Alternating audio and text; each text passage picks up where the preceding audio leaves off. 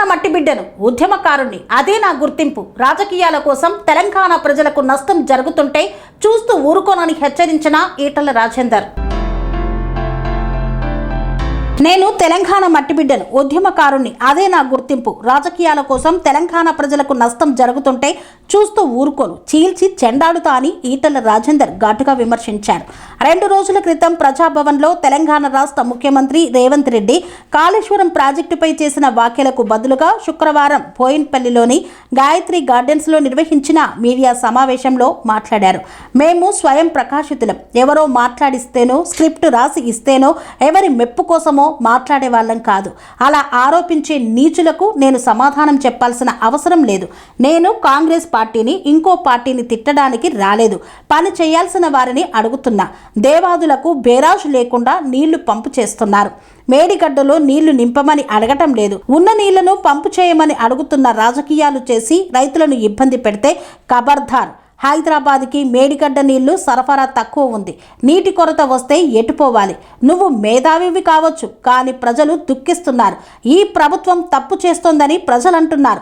హైదరాబాద్ ప్రజానికాన్ని, ఉత్తర తెలంగాణ, ఖమ్మం, నల్గొండ, వరంగల్, కరీంనగర్ ప్రజలను మీరు బోనుల్లో నిలబెడుతున్నారు. రేవంత్ రెడ్డి బీజేపీ ఏం చేయబోతోంది అనేది నీ కిందికి నీళ్లు వచ్చినప్పుడు తెలుస్తుంది. కేసీఆర్ కథమైండు. సందర్భం వస్తే పాతాళంలో పాతర వేస్తారు. ఇంజనీర్లతో మాట్లాడి పనులు చేయించు. విమర్శలు బంద్ పెట్టు. మన దేశం వ్యవసాయ దేశం. మన ఆదాయం దాని మీద ఆధారపడి ఉంది. 60% ప్రజలు గ్రామాల్లో ఉన్నారు. నీళ్లు ఇవ్వకపోతే రైతులు ఇబ్బంది పడతారు. బేషాజాలు బంద్ చేసి ఉత్తమ్ కుమార్ రెడ్డి ఉత్తమంగా ఆలోచన చేయండి. చుక్క నీరు నిల్వ చేయకండి. నదిలో పోయే నీటిని ఎత్తిపోయండి అని చెప్తున్నాం. అర్థం అవుతోందా రేవంత్ రెడ్డి? పిచ్చి ఆర్గ్యుమెంట్స్ బంద్ చేయమని ఘాటుగా వ్యాఖ్యానించారు ఈటల రాజేందర్. మేము అడుగుతుంది నీళ్లు ఎత్తిపోయండి అంటే కాళేశ్వరం కట్టిన డబ్బులు ప్రజలవి. వాటిని వృధా చేయవద్దు. AK-47 తీసుకొచ్చి కడత మీద పెట్టిన ఈటల రాజేందర్ రాజీ పడడు. ధర్మం కోసం, ప్రజల కోసం ఎంతకైనా సిద్ధమని పేర్కొన్నారు. మిడిమానే ఉన్నది, ఒక అనంత సాగర్ ఉన్నది, ఒక రంగనాయక సాగర్ ఉన్నది, ఆ పైన మల్లన్న సాగర్ ఉన్నది, ఆ పైన కొండపోచమ్మ సాగర్ ఉన్నది, అక్కడి నుంచి బస్వాపురం ఉన్నది. గిన్నున్నాయి బాబు. వందల కిలోమీటర్ల కాలువలు ఉన్నాయి. ఏమర్థం చేసుకుంటారు మీరు? 1,00,000 కోట్లు ఖర్చు పెడితే 1,00,000 కోట్లు తిన్నాడని చెప్పి వాళ్ళు అనగానే నేను అవును నిజమే తిన్నాడని మాట్లాడాను. ఏమన్నా జ్ఞానం ఉందా? 1,00,000 కోట్లు ఇప్పుడు రేపు నువ్వు మూసితే ఎత్తున్నావు, ఓ 1,00,000 కోట్లకు ఎస్టిమేట్ ఎత్తాడు. 1,00,000 కోట్లు తిన్నాడని చెప్పి ఆరోపణ చేస్తే 1,00,000 కోట్లు తిన్నట్ట? ఎంత బ్యాడ్ అండి ఇది. ఇంత నీచంగా ఉంటారా? బదనాం చేయి, కానీ గిట్లా చేస్తే ప్రజలు హర్షిస్తారనుకుంటే మాత్రం మూర్ఖత్వం అయితే గుర్తుపెట్టుకో.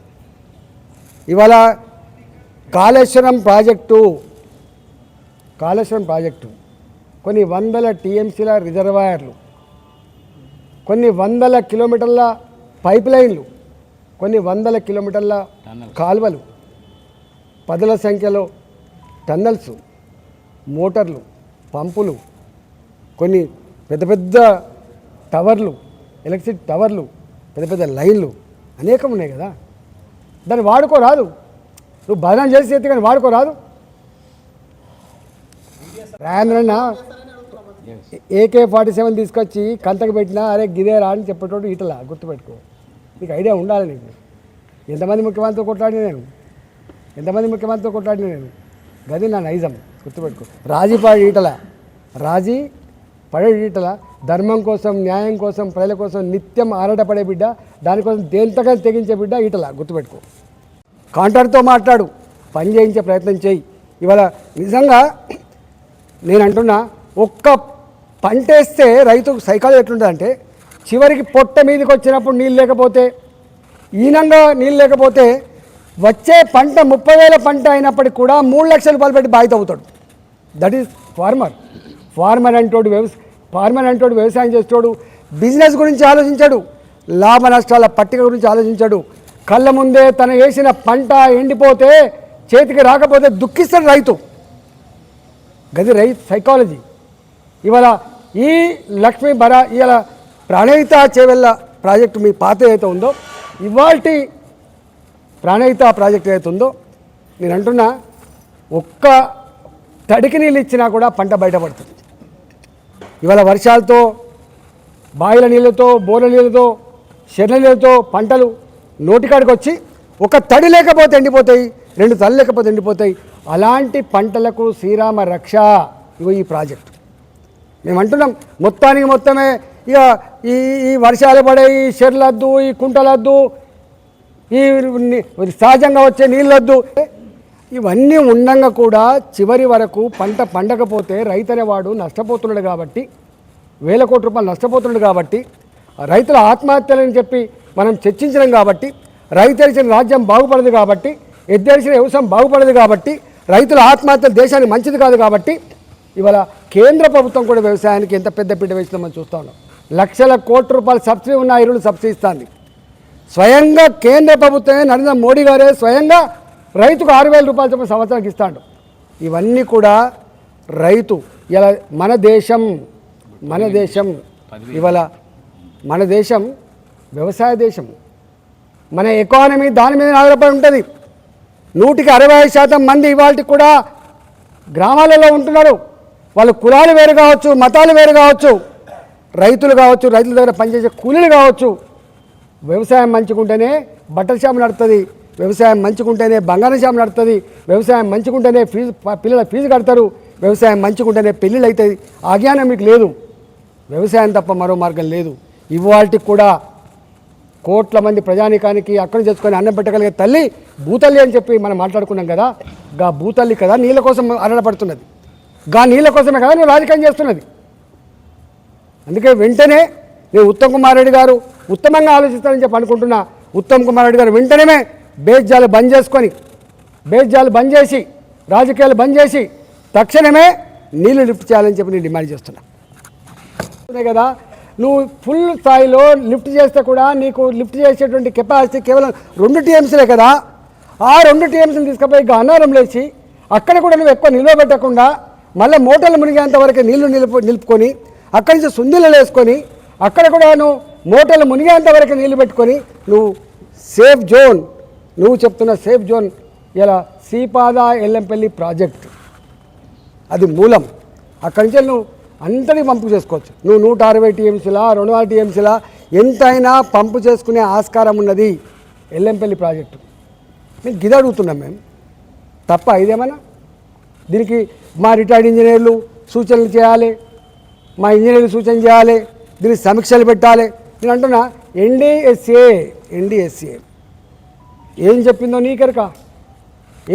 నీకెరక చెప్పచ్చు. NDSA ఇగో ఈ లక్ష్మీ బరాజులో మొత్తం పూర్తి స్థాయి లేకుండా దీన్ని అధ్యయనం చేయకుండా దీన్ని రిపేర్ చేయకుండా నీళ్ళు నిలబెట్టద్దని చెప్పొచ్చు. నేను ఒక్క సుక్క కూడా నీళ్ళు నిలబెట్టమని చెప్పట్లేదు. పోతున్న నీళ్ళు అవి, ఇప్పటికి కరువులే పోతున్న నీళ్ళు అవి. నేను చెప్తున్నట్టుగా ఆ పాయింట్కి వచ్చే పోతాయి ఆ నీళ్ళు, లో లెవెల్ పాయింట్కి వచ్చే పోతాయి నీళ్ళు. కానీ లిఫ్ట్ చేయమంటున్నాం మీరు అంటున్నారు. దీన్ని అడ్డం పెట్టుకొని రైతుల జీవితాలతో చెలగాటమాడే ప్రయత్నం చేస్తే ఇలా ఖబర్దారని చెప్పి హెచ్చరిస్తాను. ఇవాళ నేను అంటున్నా, మీరు మాట్లాడుతున్నారు, కాంగ్రెస్ పార్టీ నాయకులు, బీఆర్ఎస్ పార్టీ నాయకులు మాట్లాడుతున్నారు, నేను బీజేపీ నాయకులుగా మాట్లాడుతున్నా. ఇలా బెస్ట్ జడ్జెస్ ప్రజలు మాత్రమే. ఎవరు ఏం చెప్తున్నారు, ఎవరు ఎందుకోసం చెప్తున్నారు, ఎవరు చెప్పే నిజమో రైతాంగం నిర్ణయించుకుంటారు. రైతులు రేపు ట్రీట్మెంట్ ఇస్తారు. బాబు గుర్తుపెట్టుకో. ఇవాళ నేను హైదరాబాద్ ఎంపీని, ఇవాళ నార్త్ హైదరాబాద్ ఎంపీని నేను ఇక్కడ మున్సిపాలిటీలో. నేను ఇవాళ వచ్చిన తర్వాత ఎన్ని బోర్లు వేస్తున్నాను,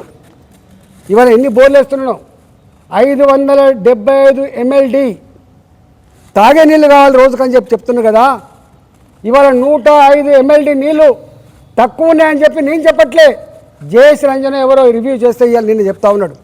105 MLD నీళ్ళు ఇవాళ ఉస్మాన్ సాగర్ వాడుకున్నా, ఇవాళ మంజిరా వాడుకున్నా, గోదావరి ఇవాళ కొంత నీళ్ళు ఇచ్చినా, కృష్ణానది కొంత నీళ్ళు ఇచ్చినా, ఇంకా 105 MLD నీళ్ళు దాదాపు 20% నీళ్ళు తక్కువ ఉన్నాయి హైదరాబాద్కి. హెచ్చరిక చేసిండు. మంజిరా ఇంకో 45 రోజుల వరకే నీళ్ళు ఇవ్వగలుగుతామని చెప్పి హెచ్చరిక చేసిండు. మరి మీరు ఆల్టర్నేటివ్ చూసుకోమంటున్నారు. ఎక్కడి నుంచి తెచ్చిస్తావు నీళ్ళని? ఏదైనా పశువులు కొట్టుకోవడానికి కరువతే బయటలాగా గుమ్ములు లేవు బాబు, వెనుకట్లాగా ఘర్షలు లేవు. ఇలా వచ్చిన గింజ వచ్చినట్టే పోతుంది. ఇవాళ నిల్వ ఉండదు. ఒకప్పుడు అంటే 2 ఏళ్ళు కరువు వచ్చినా 3 ఏళ్ళు కరువు వచ్చినా గడ్డి వాములు ఉండేది, పశువులకు సొప్ప అటుకుల మీద పెట్టే సాంప్రదాయం ఉండేది. ఇలా గుమ్ములలో వడ్లు ఉండేది. 3 ఏళ్ళు కరువు వచ్చినా 4 ఏళ్ళు కరువు వచ్చినా బతుకుదెరువు ఉండేది. కానీ ఇవాళ చొప్ప అటుకులు లేవు. వరిగడ్డి వాములు లేవు, ఇళ్ళల్లో గరిసెలు లేవు, గుమ్ములు లేవు, నిల్వ లేదు, ఏ నెల కానలే కొనుకొచ్చుకోవాలి. గిట్లాంటి ఈ పరిస్థితులలో మీరు ఇవాళ అక్కడ 98 టీఎంసీ నీళ్ళు 11,400 కుసకులకు ఒక టీఎంసీ అవుతుంది. ఇవాళ మేము మొదటి నుంచి చెప్తా ఉన్నాం, ఎండాకాలంలో కూడా 1-2 టీఎంసీలు తెచ్చే కెపాసిటీ ఉన్న జీవనది ప్రాణహిత. ఇవాళ మీరు అంటున్నారు బరాజు లేదు కదా, మేము అంటున్నాం బరాజు నింపమని. మేము అంటలేం బరాజు నింప, లక్ష్మీ బరాజు పుల్లలు కూలిపోయినా కూడా నింపు అంటలేం. మేము దేవాదుల కిందనే ఉంటుంది, దేవాదులకు బ్యారేజ్ లేదు. గోదావరిలో వచ్చే నీళ్లను కొంచెం కాలువ కొట్టి ఈ పంపలో తీసుకొచ్చి అక్కడి నుంచి లిఫ్ట్ చేస్తారు. దాదాపు నాకు తెలిసి 0.6 టీఎంసీ 0.7 టీఎంసీ ఫర్ డే. ఇవాళకి కూడా బరాజు లేకుండా అక్కడ దేవాదుల నుంచి లిఫ్ట్ అవుతున్నాయి. మేమేమంటున్నాం, కన్నెపల్లి పంప్ హౌజులు లో లెవెల్లో ఉంటాయి కాబట్టి ప్రాణహిత గోదావరి తాగేటప్పుడు అక్కడ మలుపు తిరిగి ఆ నీళ్ళన్నీ కూడా వంపులకు వస్తాయి. ఆ వంపు పాయింటే కన్నెపల్లి పంప్ హౌజ్ల పాయింట్. అది అక్కడ మోటార్లు మునిగితే చాలు, మన బాయిల మోటార్లు ఉంటాయి. ఉంటే 1,40,40 లక్షల జనాభా, ఇంకో 40-50 లక్షల జనాభా వచ్చిపోతుంటుంది. 2 కోట్ల జనాభా. ఇది పెద్ద గొప్ప సిటీగా, గొప్ప నగరంగా మనం చెప్పుకుంటాం. ఇక్కడ ఇంత ఐటీ హబ్గా చెప్పుకుంటాం, పరిశ్రమల హబ్గా చెప్పుకుంటాం. మరి ఈ హబ్లో రేపు తాగే నీళ్ళ సమస్య వస్తే ఎట్లా అంటున్నాం, తప్ప అని చెప్పి అడుగుతున్నాం. మేము ఆలోచన చేయండి. మీరు విద్యులుగా ప్రభుత్వంలో ఉన్న వాళ్ళు మీరు కదా, చేసే స్థాయిలో ఉన్న వాళ్ళు మీరు కదా, ఆలోచించాల్సింది మీరు కదా. అవసరమైతే రిటర్నింగ్ జడ్జితో మీటింగ్ పెట్టు కదా, నీ డిపార్ట్మెంట్తో మీటింగ్ పెట్టు కదా. నీకు అఖిలపక్షం పెట్టే సంస్కారం లేకపోవచ్చు, ఇతర పార్టీల కంటే కూడా నీకు ఎక్కువ అనుభవం ఉండొచ్చు, నాలెడ్జ్ ఉండొచ్చు. మేము కాదంటలేం, నువ్వు మేధా సంపత్తి ఉండొచ్చు. కానీ మేము అడుగుతున్నది, రోజువారీగా హెడ్లైన్స్లలో గీ టైటిల్ రావాలని చెప్పే సోకు నీకు ఉండొచ్చు. రోజు ఆ వార్తలు చూసి సంతోషపడుతుండొచ్చు. కానీ ప్రజలు మాత్రం దుఃఖిస్తున్నారు. ఇలా అడుగుతున్నారు. నేను మొన్న పోతే ఒక 20 మంది అడిగినా ఏమైందంటే, సార్ తప్పు సార్, నువ్వు పట్టించుకుంటలేవు సార్, నువ్వు మా కరీంనగర్ జిల్లాలో వదిలిపెట్టిపోయినావు, నువ్వు పోయి హైదరాబాద్లో పడ్డావు, కష్టమవుతుందని చెప్తున్నారు అని 20 మందిని అడిగితే 19 మంది తప్పు చేస్తుంది సార్ గవర్నమెంట్ అంటున్నారు. అర్థం చేసుకో, నీ ఇంటెలిజెన్స్ ఎట్టిపోయింది, నీ ఆఫీసర్లు ఎట్టిపోయినరు, నీ కార్యకర్తలు ఉన్నారు, నీ నాయకులు ఉన్నారు, నీ గ్రామాల రిపోర్ట్లు ఉన్నాయి. నువ్వు బీఆర్ఎస్ పార్టీని బోన్లో నిలబెట్టే ఉద్దేశంతో నువ్వు నిలబెడుతున్నది బీఆర్ఎస్ పార్టీ నాయకులం కాదు, నువ్వు నిలబెడుతున్నది రేపు హైదరాబాద్ ప్రజానికాన్ని తాగే నీళ్ళు లేకపోతే నిలబెడతావు. నువ్వు బోన్లో నిలబెడుతున్నది ఉత్తర తెలంగాణ, నల్లగొండ, ఖమ్మం, వరంగల్, కరీంనగర్ ప్రజానికాన్ని, నిజామాబాద్ ప్రజానికాన్ని నువ్వు రైతాంగాన్ని నిలబెట్టబోతున్నావు. రేపు తాగే నీళ్ళకి ఇబ్బంది వచ్చే ఆస్కారం ఉంది. కాబట్టి దయచేసి నేను అంటున్నా, రేవంత్ రెడ్డి గారు, దాడులు పక్కకు పెట్టు, విమర్శలు పక్కకు పెట్టు, ఎదురుదాడి పక్కకు పెట్టు, నీచమైన రాజకీయాలు పక్కకు పెట్టు, ప్రజల గురించి ఆలోచించే నీకు ఆశీర్వాదం దొరుకుతుంది. గుర్తుపెట్టుకో. ఇవాళ మమ్మల్ని బీజేపీ బీఆర్ఎస్ ఒకటే, ఎట్లా బీజేపీ బీఆర్ఎస్ ఒకటే రేపు ముందు తెలుస్తుంది బాబు. రేపు బీజేపీ రేపు ఏం చేయబోతుందో రేపు నీ కిందికి నీళ్ళు వచ్చినప్పుడు తెలుస్తుంది బాబు. ఇవన్నీ అధికారం ఉన్నప్పుడు అహంకారంతో ఏవి కళ్ళు కనబడకుండా అన్ని మాట్లాడతారు. ఇవాళ నీ 100 మా గాథలు ఆహా ఓ అంటారు. అంతకుముందు ముఖ్యమంత్రి కూడా గిట్లే అన్నారు, నీకెదురెక్కడు సార్, నీకు 20 ఏళ్ళు 30 ఏళ్ళు నీదే పోసారన్నారు. కథం పట్టించిండ్రు, నీకు డోకా లేదు పోసారని చెప్పిండ్రు. ఎంత ఉద్యమ నాయకులైనా ఎంత పని చేసినట్టు కనబడ్డా సందర్భం వస్తే పాతాళంలో పాతరేతరనే చరిత్ర మర్చిపోకు. మేడిగడ్డ బరాజు అంటే లక్ష్మీ బరాజు దగ్గర నీళ్ళు నిల్వ చేయమని అంటలేను నేను. నదిలో సహజంగా ఏ ఫ్లో అయితే పోతుందో ఆ ఫ్లోలోకి వెళ్ళే నీళ్ళు వస్తాయి. ఇది లో లెవెల్ కాబట్టి, కన్యపల్లి పంప్ హౌస్ కాబట్టి మేము ఇంచు తిరిగినోళ్ళం. మేము అంటే మీకు చాలామంది, మేము గోదావరి నదిని ఇంచు తిరిగిన వాళ్ళం. మేము ఆడ పడుకున్న వాళ్ళం. మేము సంవత్సరాల తరబడి దీన్ని మొత్తం సర్వే చేసిన వాళ్ళం మేము, ఇంజనీర్తో పాటుగా. దానికి ఇప్పుడు దేవాదుల ఉంది, నేను ఇంతకుముందు చెప్పిన దేవాదులకు బరాజు లేదు. జస్ట్ గోదావరి నీళ్లకు కొంత కాలువ తవ్వుతే, మీరు ఎప్పుడైనా వాగులో చూడండి, పర్రెలు తవ్వుతాం మనం, మీకు వ్యవసాయం పర్రెలు తవ్వుకొని బావిలకు నీళ్ళు తెచ్చుకొని అక్కడికి పంపు చేసుకుంటాం. సేమ్ గోదావరిలో కూడా కొంత కాలువలేక తవ్వుతే కన్నెపల్లి పంపులో నీళ్ళు వస్తాయి. ఇన్ని నీళ్ళు లేకపోయినా కూడా ఇప్పుడు ఉన్న పరిస్థితి ఏంటంటే, ఈ 90,000 కుసెకల నీళ్ళు ఏ టీఎంసీ నీళ్ళు వచ్చి సహజంగా ఫ్లో అవుతున్నా కూడా కాలువ తవ్వకపోయినా కట్ట వేయకపోయినా సహజంగానే పంపులు మూగుతున్నాయి కాబట్టి అంటున్నాం మేము.